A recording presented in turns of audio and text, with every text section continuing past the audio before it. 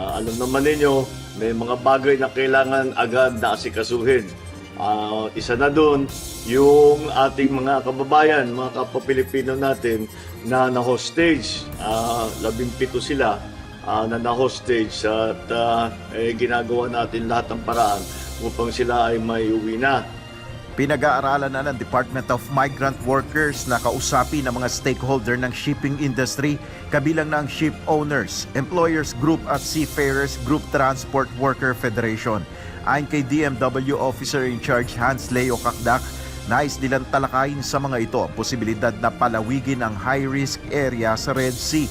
Ayon sa opisyal, kapag high-risk area, maabisuhan ng mga tripulante na dadaan ang barko sa delikadong lugar at may karapatan silang tumanggi. Pero kung nais pa rin nilang tumuloy, ay magiging doble ang kanilang sahod.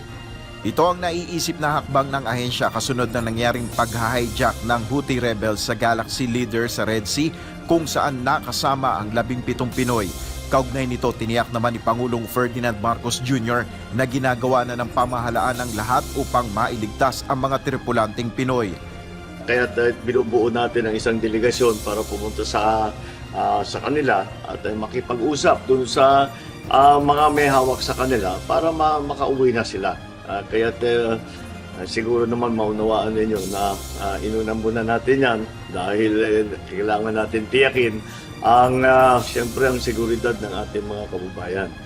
Sa ngayon, wala pang bagong impormasyon kaugnay ng kalagayan ng mga Pilipinong tripulante na kasama sa mga hinostage sa Red Sea. Nel Maribuhok, UNTV News and Rescue. Diyos ang aming sandigan, serbisyo publiko ang aming pinahalagahan.